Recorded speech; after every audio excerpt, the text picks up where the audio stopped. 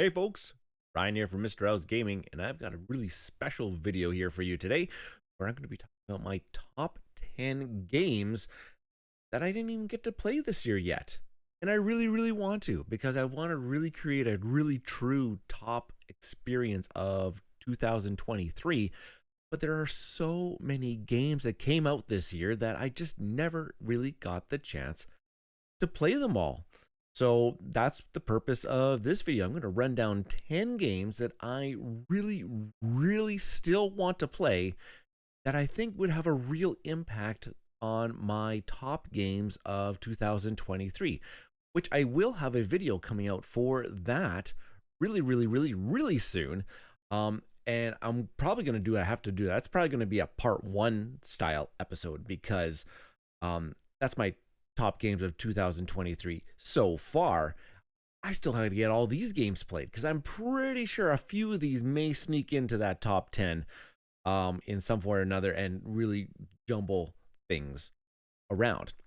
So before we get into all of that shenanigans, make sure that you are subscribing to the channel if you haven't done so already.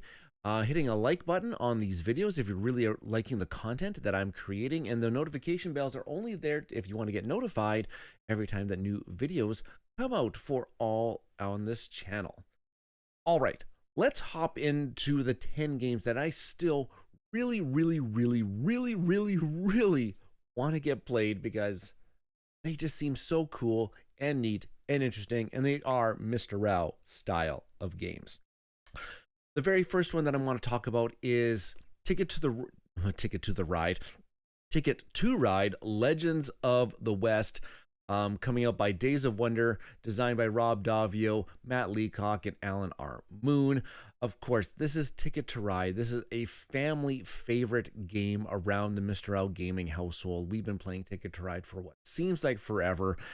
My two boys really enjoy Ticket to Ride in all of its different iterations, and I really think that this would be a really cool very first legacy campaign experience for at least my oldest son.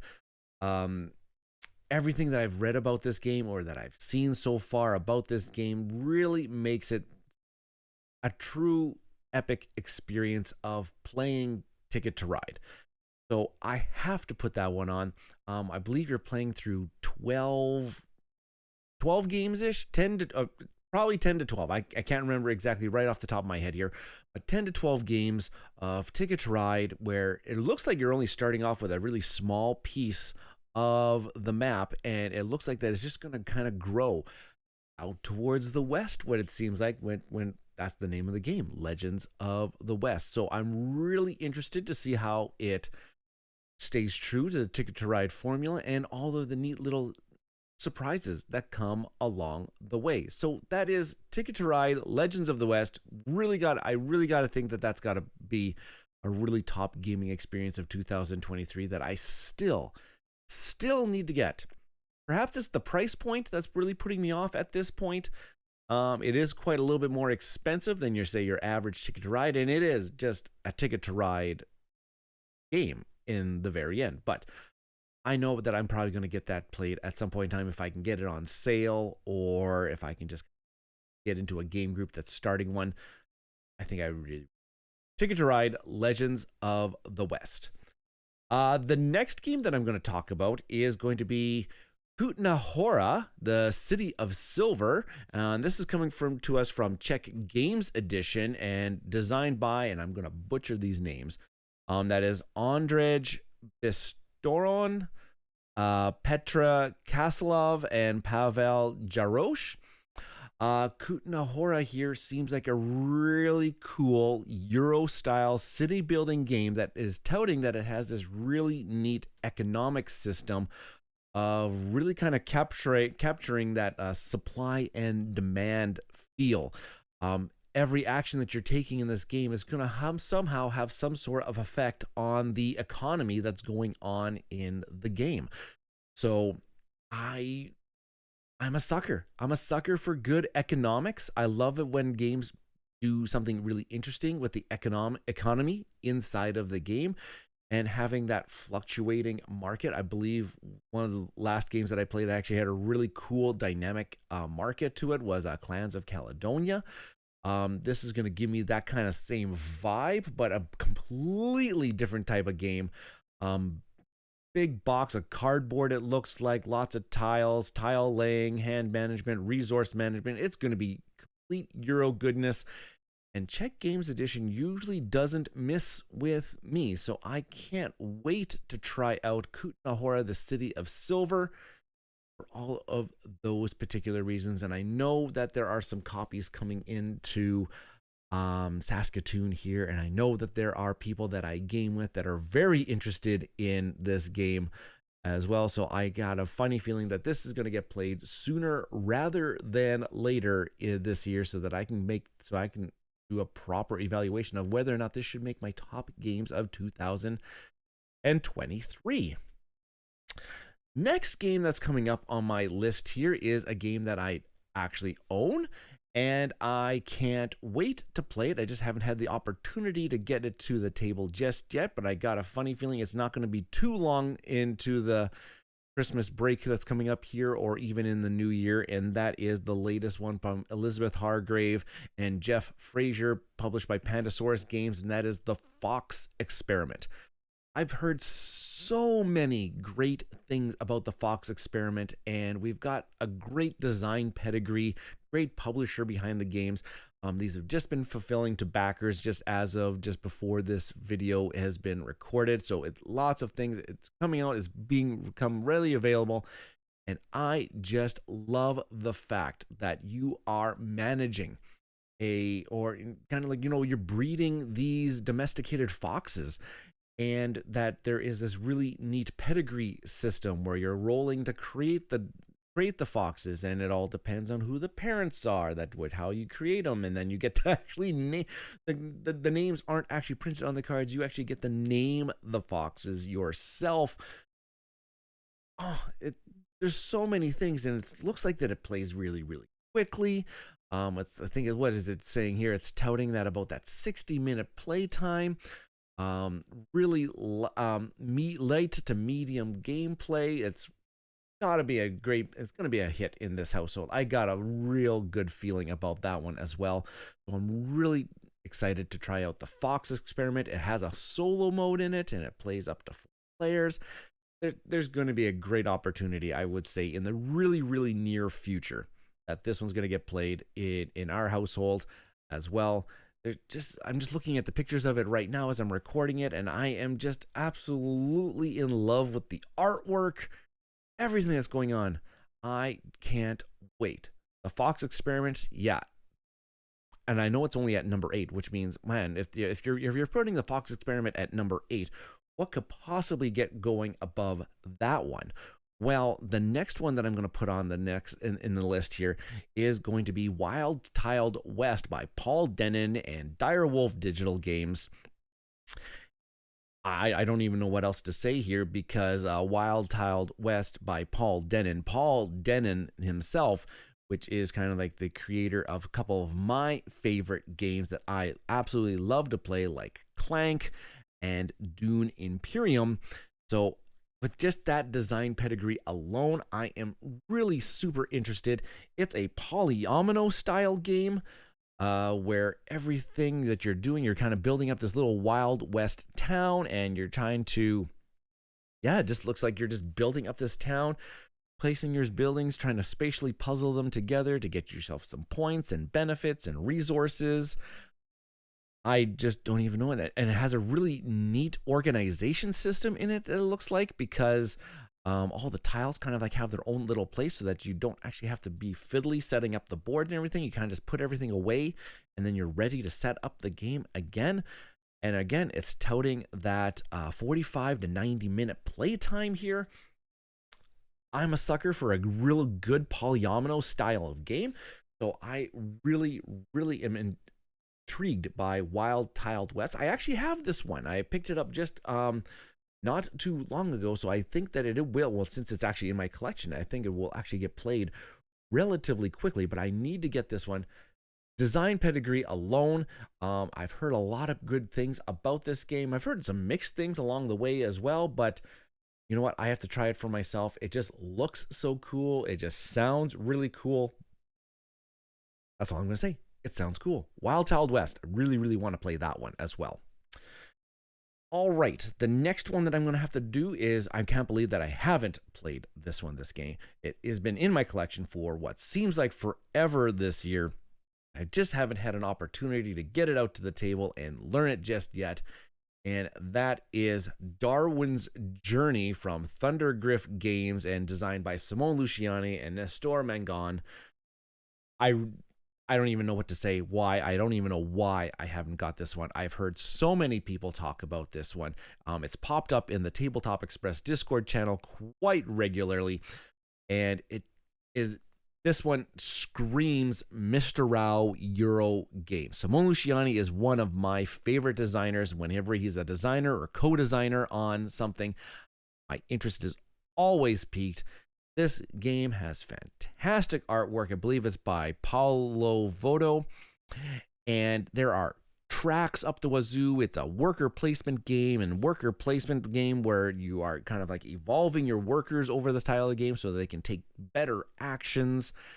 And you're just, emulating the life of Darwin and traveling through those Galapagos Islands, trying to research different things and send them to museums, all the while trying to get all those glory and fame points as much as possible. And many pass the victory. I have the collector's edition, which looks absolutely beautiful.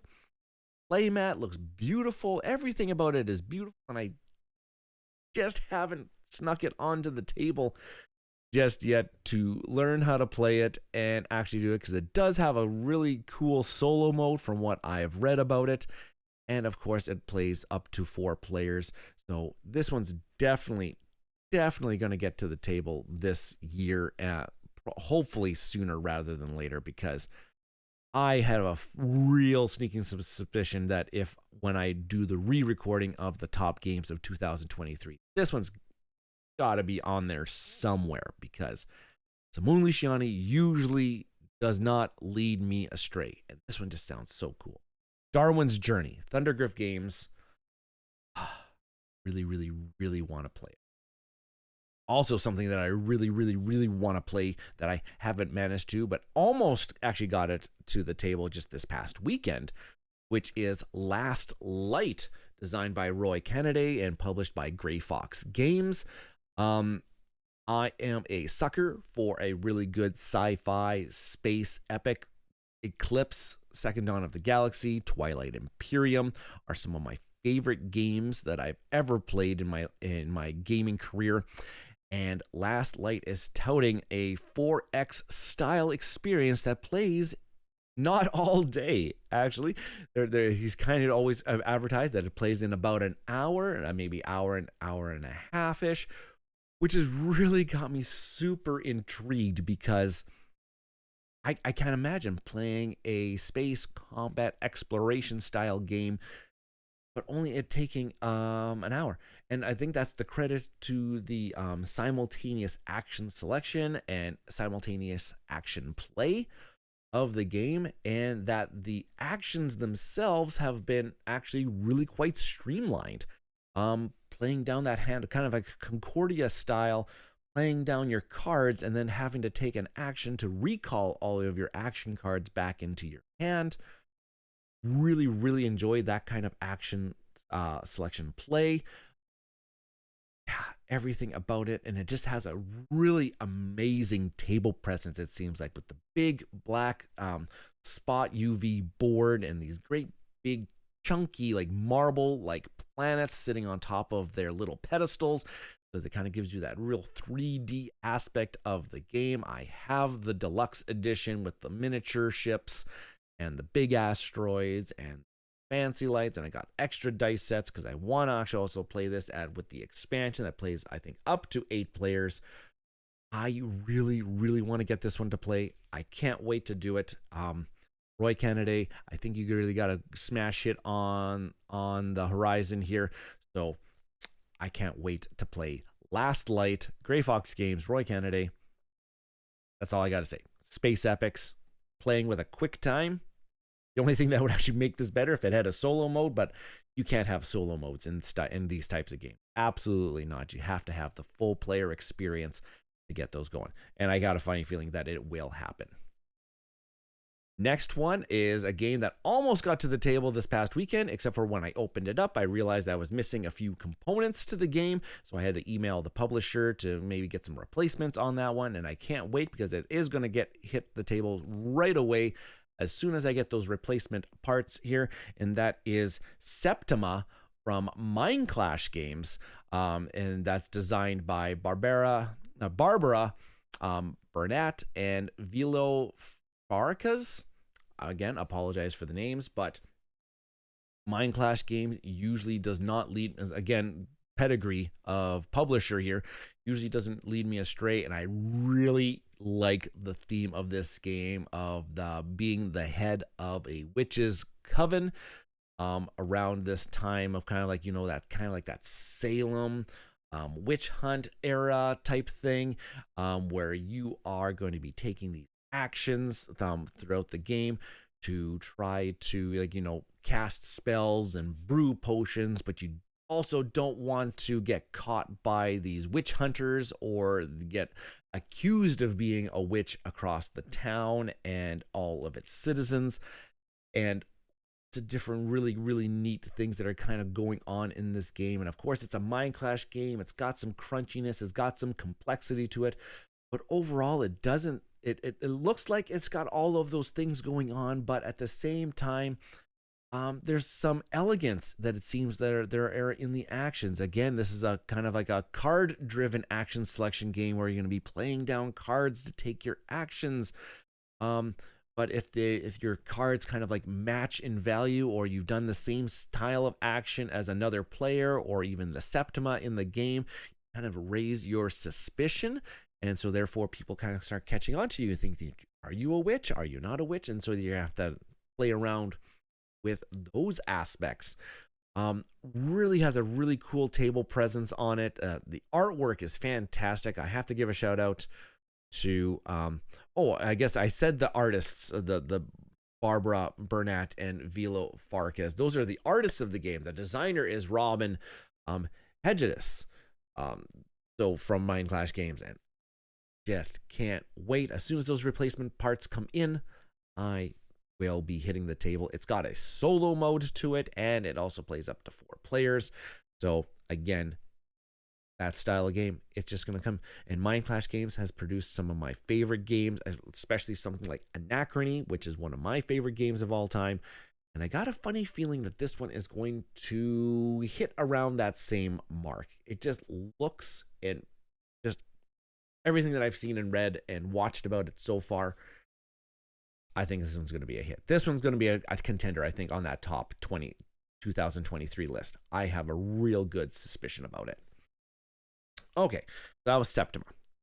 Okay, let's go up into number 3 here. Number 3 is a game that is based on another game that I've played and really enjoyed, and it sounds like that they've taken that experience and they've kind of cleaned it up a little bit to provide us with a brand new epic experience, and that is Sleeping Gods Distant Skies, designed by Ryan Lockett, art by Ryan Lockett, published by Red Raven Games, which is essentially Ryan Lockett.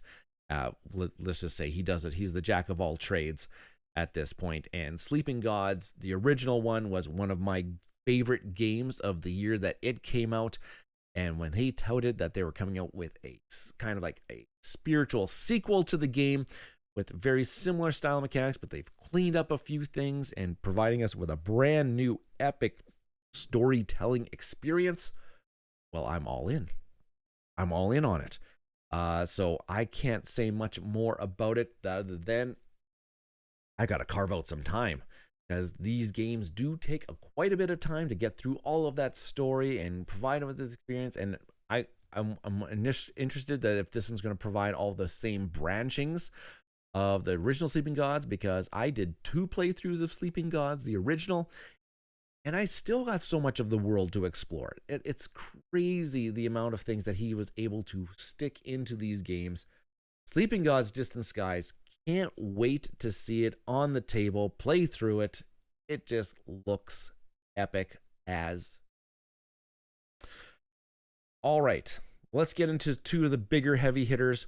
One game, I just finally acquired it. It's heavy. It's crunchy. It's got complexity. It is also from Simone Luciani and David Turksey. Again, some of my favorite designers, published by Board and Dice, and that, of course, is Nucleum. I've not had a chance to do Nucleum just yet, but just managed to acquire myself a copy. It was a used copy of someone that it just didn't strike for them. This has not have been very readily available for where I live, so I am absolutely stunned now that I actually have it in my collection and I'm ready to play it. Nucleum. Essentially, we're running power plants and running on this kind of nuclear energy, and it's kind of like this, alternate timeline type thing where nuclear energy has been, developed way ahead of its original time period, and you're just kind of like, got to connect the lines. There's kind of like a train game essence to it. You got to supply the power to the nuclear, but then you got to use the nuclear power to power everything else around it.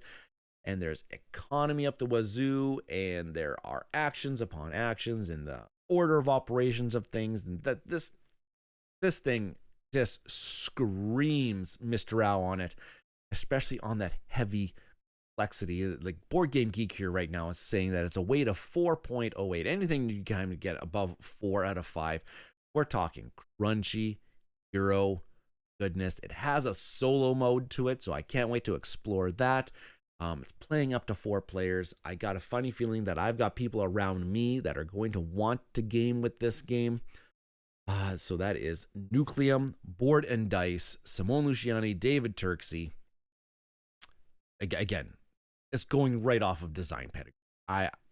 This video is sponsored by Design Pedigree because that is exactly why I want to get these games played. And I got a funny feeling that that game will sneak into that top. Hopefully. Maybe. But the one that's really got me amped up and juiced up in 2023 that I have not had a chance to play. I don't even know where I'm actually ever going to try this game or get to play this game.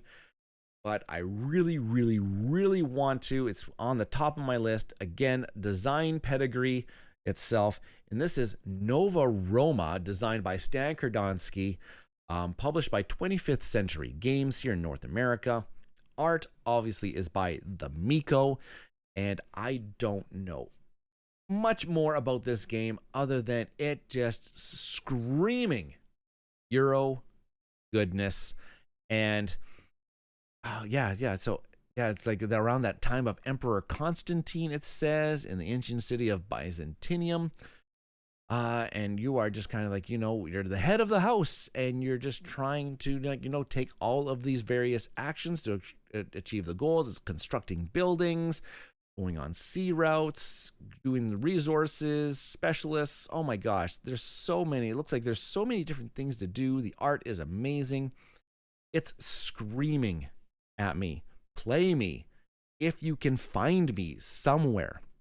I think this was a crowd-funded campaign game that snuck away from me. I'm usually paying attention to crowdfunding quite regularly, but I have no idea how this one escaped me. But I really want to play Nova Roma. It just seems like that kind of game that is just going to be a smash hit. It says it's got a solo mode to it, and it's got up to 4 players. I really hope that somebody around me managed to find this or pick this up. If you're watching this video and you're in the Saskatoon area and you know what, you want to get rid of your copy, maybe it's not going to, you don't think that it's going to be for you type thing, I know somebody that's going to want to try it or even purchase it blindly without actually doing any more research on it. Nova Roma by Stan Kordonsky, 25th Century Games. This one's screaming at me a little bit more than Nucleum because I think this one's a little bit more accessible than that one.